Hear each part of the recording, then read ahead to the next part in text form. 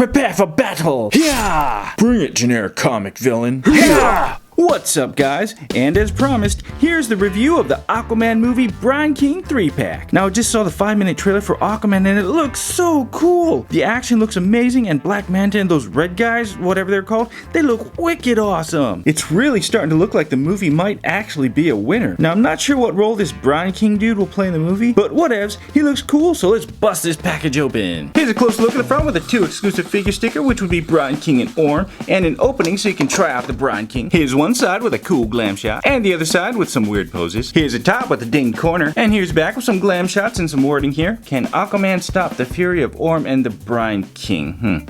Wonder if that's a spoiler. And then here's the other figures here with Black Manta doing some really strange pose. I'm not sure if he needs to pee or doing some weird manta ray mating dance. And here's bottom with some more dings and the UPC. And there they are, guys. I actually really like the way they look together, and Brine King looks super cool. But which one to start with? Let's have Iron Man here help us out. ORM it is! Now, starting with the ORM face, we get kind of a resemblance to Patrick Wilson. The overall sculpting's pretty nice, you know, it's got some nice curves and contours to it, and the paint job's also pretty nice as well. They're nice and clean, so, you know, on a scale of 1 to 10 of resemblance to the actor, you know, with 10 being the most resemblance, I'd give it maybe a 2. The hair's pretty nicely sculpted, though. It's got some nice waves to it, and it's got that kind of duotone blonde and darker blonde there to give it some depth, which is pretty nice. The head does rotate 360, though.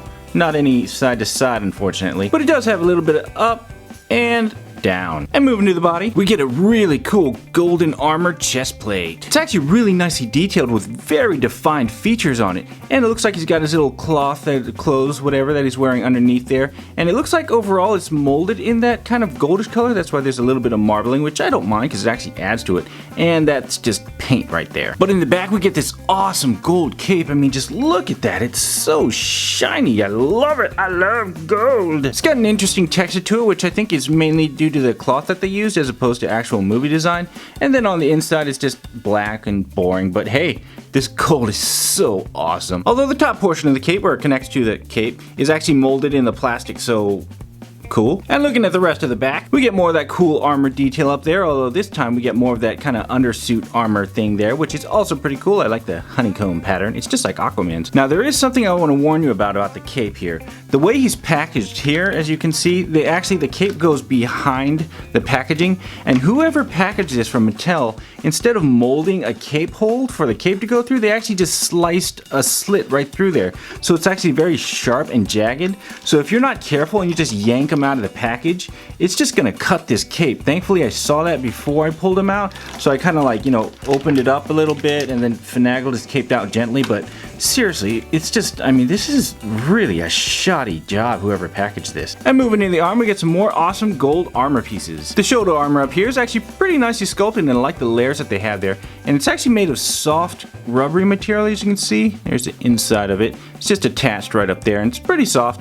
Although, even though it's soft, it can only go up about that much and then back about that much. You can't do 360 because the thing just gets in the way, although you can raise it all the way up, thankfully, since it's all soft. And then, of course, there's more of that brown honeycomb undersuit and a pretty cool looking wavy seashell type forearm armor there. And the hand has some pretty nice armor plates sculpted into, and he also has that honeycomb pattern on the inside of his hand, which is a pretty nice touch. And his elbow can bend 90 degrees up as well as rotating 360, and same for the hand, bending about, well, yeah, pretty much 90 degrees up, not so much back, but also rotating. And he too has a waist swivel, and the legs have more of that honeycomb under armor there, and he's got that little Aquaman logo too. I guess that's just the Atlantan logo.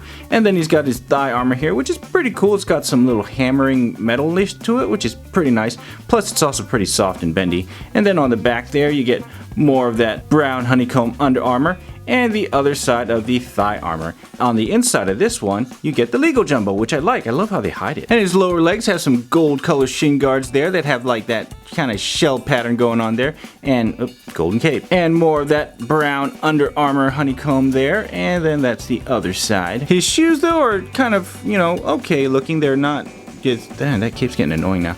They're not quite as impressive as Aquaman's, but they're still not bad. And there's the bottom of his feet with more legal bajanga. And the legs can bend that far forward and not very far back as usual. And he also has 90-degree knee bend. And he comes with this cool trident here, which is pretty cool looking. I really like the design. It looks kind of like a futuristic like spaceship, or actually it looks like the bat wing. Check this out. That's the wings, and then that's the nose with a cockpit, and then that's the thrusters. Dude, it's like the Batwing. Phew! And the rest of the trident's pretty awesome too. Nicely sculpted, although not as cool as that Batman Batwing tip. And it's got that kind of silver color shininess molded in of it, mold and tip at the bottom too, tip at the bottom. And all the pointy tips are rounded as usual, so there's no danger of dangerousness. And it's also nice and bendy. I'm moving into Aquarium Man here. He is literally the exact same as the other one I reviewed in the Warrior Shark. I mean, seriously, check this out. Here is the other one. I mean, look at that. They're literally the exact same Aquamans, like everywhere, even the legs there.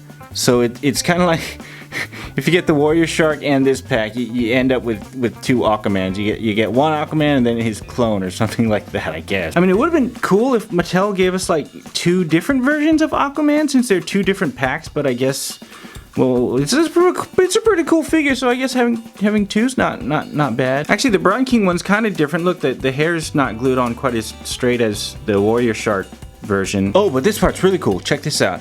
Remember in the Warrior Shark review how I said I didn't like this because it wasn't glued on very nicely and all that stuff? Well, this one with the Brine King pack, look at that.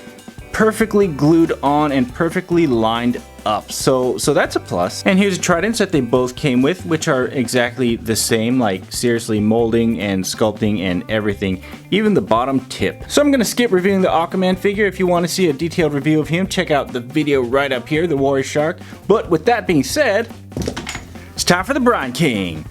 Oh geez, I just mixed up the Aquamans. Now I really like this guy because he's really big and cool looking, and he kind of reminds me of like a crab version of the Juggernaut or something, you know? So he's like Juggernaut crab, or like Jugger crab, or crab or not. He's got a pretty cool looking head, although there's not much to it because he's just a crab, I guess, you know? It's just a shell, but his eyes are pretty cool. It's got a matte black paint to it, and he's just surrounded by his kind of armor plating there, his crustacean armor. Although they gave him nostrils, which I don't quite get, because I mean crabs don't really breathe air. Now his head doesn't exactly have rotation, like it slightly moves. I don't know if that's actual all the rotation he has, or if it's just, you know, loose plastic, but yeah, that's about it. And his body's pretty cool overall. It's got a plain and simple sculpt to it. It's got a little bit of texturing, as you can see there. I do like this kind of faded paint though in the middle. That's pretty nice. But the back has no paint, and it's pretty simple overall, although it does have some sculpting. You got these two holes here to attach this little shell accessory piece, which I'll show in a bit, and unfortunately the screw holes. But the arms is where it's at. This one, of course, having the claw and the clamp feature, and this one having articulation. Starting with the articulation arm, it's actually a pretty nice design there. Overall, it's just smooth like a crab shell. It's got a little bit of texturing, and it's got these kind of like those little spike things that crabs have, and the thing is they're actually pretty pointy too, and it's molded in this hard plastic, so I mean you won't hurt anybody so much with, actually you might, but you know, you definitely don't want to sit on it because it's pretty pointy. His little claw here though is super cool. I love the details, the little kind of sharp points there, and whatever, like the real thing that crabs have, I don't even know what that's called. It's really well sculpted. Although I do wish you could have opened the claw. That would have been awesome. And also it looks like it should, like, you know, have articulation because it's a separate piece, but it just wiggles at best, so that's kind of a bummer. The rest of his arm though has great articulation. It goes fully 360, and his shoulder joint is just really articulate and gives you a lot of range. And also his elbow joint is just, I mean, you can see it's just a ball joint, and basically it's just, you got tons of range of motion with that, which is great. And of course you get the claw hand here, which is the best part. I mean, it has more of that cool smooth texturing there, the crab details, more of the spikes that'll ruin your day if you sit on it, and the claw here, which is super awesome. It stays open by a spring, and it's just got lots of details. Look at all these little things here. These are rounded edges so you wouldn't hurt yourself on it. It's got the little crab joint sculpt, whatever that is, and it's just, yeah, it's pretty awesome. I like it. I hear this claw here is really great for making crab patties. Now it does have screw holes on the inside there, but it's okay because it's on the inside. But what's cool is, check this out. I mean, even though you see it, it's kind of a bummer, but it's actually a metal joint, which is awesome. And I love it about Mattel because they did the same thing with the Warrior Shark here. The joints on the tail here that actually moves, it's actually made of metal, which is great. It's very durable. Although it also is a poor choice for a toy based on a water guy movie. Because I mean, if you threw him in the water, then it would probably rust. So it was like good thinking, but in hindsight, maybe plastic might have been better, or coated metal. Alright, now let's get into the legs before we show the claw strike feature. It's mainly more of that smooth, kind of textured crustacean skin there, as well as the little spikes there, which are really pronounced. Definitely don't sit on that part. And then the back is kind of interesting. It's like he's got like a heart-shaped butt plate with a face on it. I don't get that. And the calves are the same as the front, just smooth and textured. He's got a really funky looking foot though. It kind of reminds me of like a croissant or something, or maybe like an ice cream cone. And there's the bottom of his feet for you with the legal mumbo jumbo. And both legs can actually go forward, but not really back. Now his claw strike feature is actually activated by his left leg here. You can kind of see the gap there. And all you simply do is squeeze it, and he clamps. Now you can always just turn the body on your own or even lift the arm on its own, but the legs work the best. But if you want the claw here to clamp, you actually have to squeeze it pretty quickly, because if you squeeze it slowly, as you see, the claw doesn't clamp, it just kind of stays open. And that's because like the mechanism to make the claw close is actually this part right here, pushing it down. Like even this, when you're not pushing the leg, if you push the arm down, it clamps the claw. And in order to get that to happen, you have to have kind of enough momentum to get it going so that it clamps. Otherwise, you see it kind of didn't go there. It goes slow, it doesn't really go, but if you go fast, it clamps. And the Brine King comes with this little shell here, which is overall, you know, not too much sculpting. It's pretty smooth, but it's just pretty plain overall. And then you have the inside here with the, you know, the internal workings and the little pegs that attach to his back there. And to attach this to his back here, you just plug it into these holes right here. Just kind of line them up there, press it in, and there you go. Now the Brine King has his shell. The war is coming to the surface. You cannot stop it. Krabby Patty. Did he just say Krabby Patty? Yeah, it's kind of all he can say. It's like Groot. You know Groot, right? Nope. Oh, never mind. You cannot stop us alone, and... But I'm not alone. This here's my clone. I like to call him Aquaclone. Hello! And this is Ocean Gladiator Hydrotech Aquaman. Or Oga for short. I hate my name. And this guy down here is my friend SpongeBob. Hi, I'm SpongeBob. What the f is that? You got a problem with SpongeBob? What? No, I mean, what? No matter. We will defeat you all anyways. Prepare for battle. Yeah. Bring it, generic comic villain. Yeah.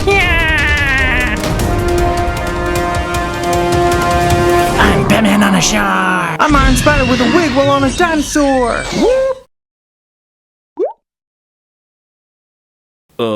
What just happened? That was... Easy. Your friend creeps me out, dude. Alright, now for some comparisons. Here he is next to the DC Multiverse Aquaman Movie ORM, the Marvel Legends Iron Spider wig, SpongeBob, and the Aquaman Warrior Shark. Well guys, this is another cool Aquaman movie toy set from Mattel. The Brine King is really cool, and I like his Krabby Patty claw, and the gold cape on ORM is just shine-tacular. Plus, I actually really like the Aquaman figure. I just wish they didn't use the same one for this 3-pack and the Warrior Shark pack. I mean, like, come on. Now, if you guys haven't seen that new 5-minute Aquaman trailer, then you guys gotta do yourself a favor and see it, because it will change your mind about that movie. For the better. I was actually looking forward to it before, but I'm really excited for it now after that trailer. But what about you guys? Are you guys getting excited for it? Anyways though, thanks for joining me on another Aquaman movie review, and let me know what toys you guys want to see, whether it be Aquaman or something else, and I will catch you guys in the next one. Peace.